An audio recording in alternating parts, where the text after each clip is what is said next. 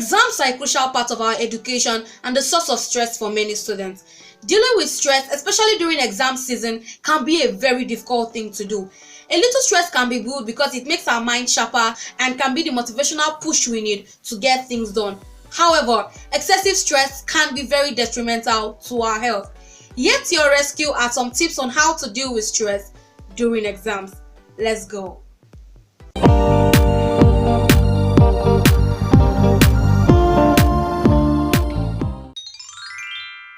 Hi everyone, what's up Clevy Nations? Welcome back to my channel. If you're new here, my name is Clevy and I'm all about sharing my experiences through medical school and life by giving you tips that has helped me each step of the way. For those just tuning in, this is episode 3 of ACE Exams Like a Boss series. You can check out the previous episodes and the entire series by clicking right here and also at the link in the description box below.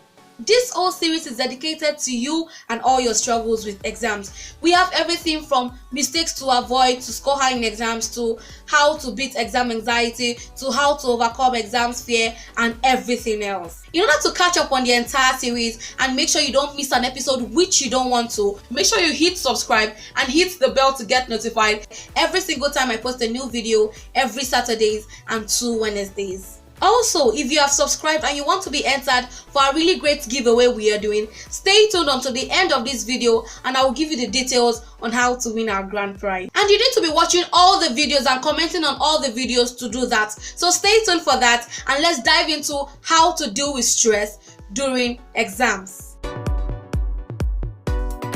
Exam stress is how we react to the process of taking exams. This can be in the form of anticipating the exams, to taking part in the exams, to waiting for results. And how we cope and manage this stress is really dependent on our past experiences. In many cases, exam stress is all in the mind, and mental discipline is a large part of what is needed to succeed. That being said, this video is divided into 3 parts: distressing on exams day, beating stress during the exams, and dealing with post-exam stress. Eat a proper breakfast. Hold up, I know a lot of you are about to tell me that you don't like eating breakfast on exams day, but hear me, without a proper breakfast, your energy levels will quickly crash and it will lead to stress. In case you don't know this, being hungry in an exam hall with the exam questions staring at you and hitting you hard will lead to stress. So make sure at least you know you've eaten. And for the exam stress, we'll deal with it later on in this video. Remember, we are still in this first part when we're talking about distressing on exam day. Don't read new things. I don't know if this has actually happened to you, but let me share my experience with you. In my school, before an exam starts, maybe the exam is starting by 10 a.m. we'll come around maybe 8 and we'll just sit down in groups, and what we are doing at that time is we're just throwing questions at each other and we are just answering the questions. Anyone who knows the question will answer it. And so there was one day someone asked a question that nobody knew the answer to. Guess what it caused? Panic. And if you can relate to this, let me know in the comment section. We were all panicking. Ask us if we even learned that thing. I don't even think we did. We did not, because no matter how much we felt like learning that new thing, it just for one reason didn't want to enter our brains, and so we just left it. But before we decided to leave it, come on, a lot of people were even doubting if they were going to pass the course because they didn't read that one, they didn't see it, and it caused only more harm. So making an attempt to learn new things on that exam day will only cause more panic and stress, and we want to avoid this.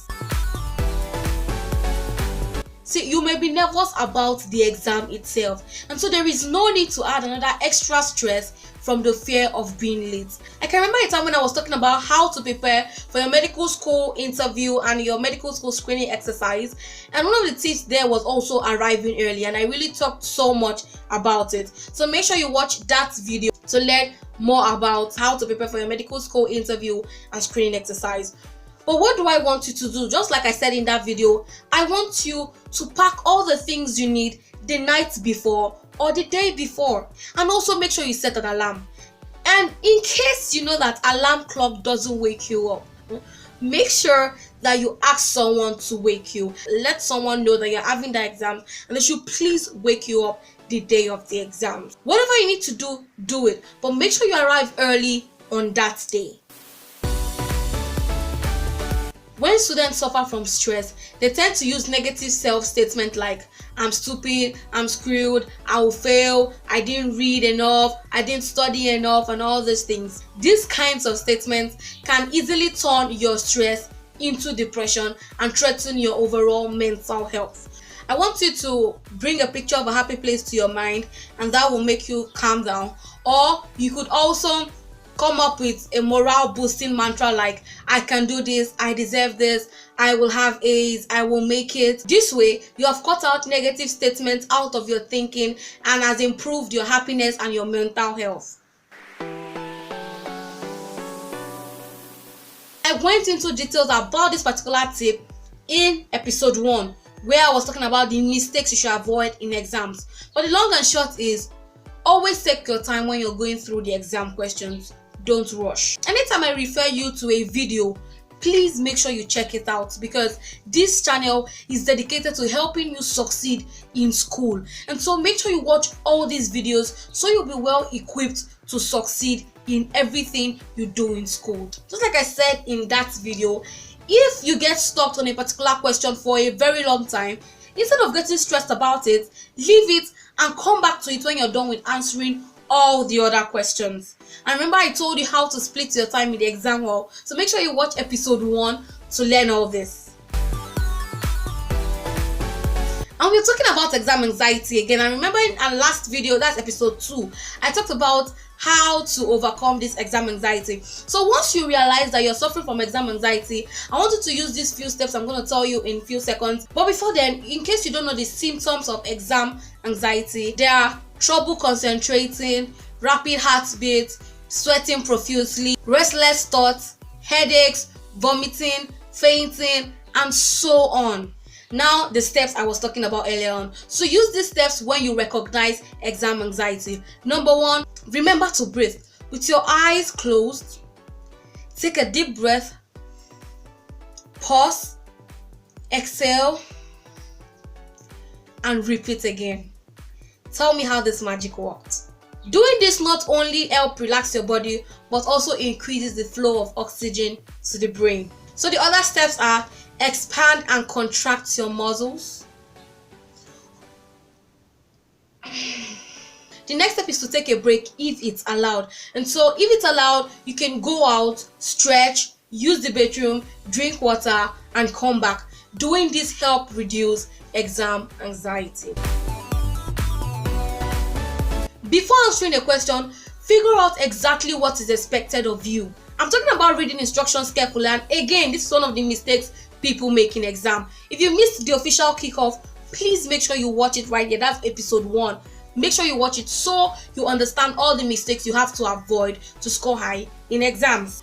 Read the directions thoroughly and read all the answers before making a choice, and that's if it's multiple choice questions or objectives, and also before starting that essay. There's nothing worse than putting time into a question and realizing that you're not solving for X or that the essay is off target. Skim through all the questions and give yourself a rough idea of how long each question will take to complete. Ambiguity can cause stress, so by knowing how long a question will take can drastically reduce stress.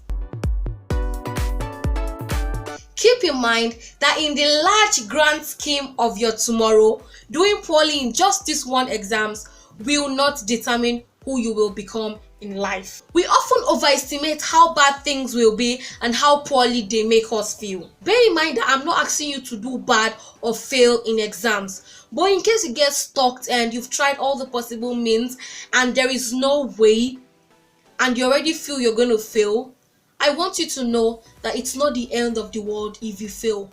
Life will still go on. So make sure you study harder for the next one. I know it's easier said than done, but keep in mind that once the exam is over, you can't go back and change anything about how it went. And also don't discuss about it. Remember, I also emphasized this in episode 1. So avoid asking your friend what they put in certain questions if you think that will stress you out. To avoid ruminating, I want you to let go of the things you can't control. Ask yourself, what part of my exams can I change at this point? What can I undo? What mistake can I clean at this point? This point that you'll finish writing the exams and you've submitted. Then if it's nothing, I want you to do your best to let it go. Make sure you view your mistakes as opportunities you can learn from. Take breaks. Clear your mind from thinking about that exam by doing something that you enjoy. So I want you to pick an activity that you typically get lost in and you love so much. For me, whenever I get stressed about the exams, just because I'm thinking of the exams and the mistakes I made, trust me, I just grab a snack, open my system and start watching an episode of Grey's Anatomy. Immediately I start watching that video and I get lost in the doctor's world. Forget it. I'm done thinking about that exam.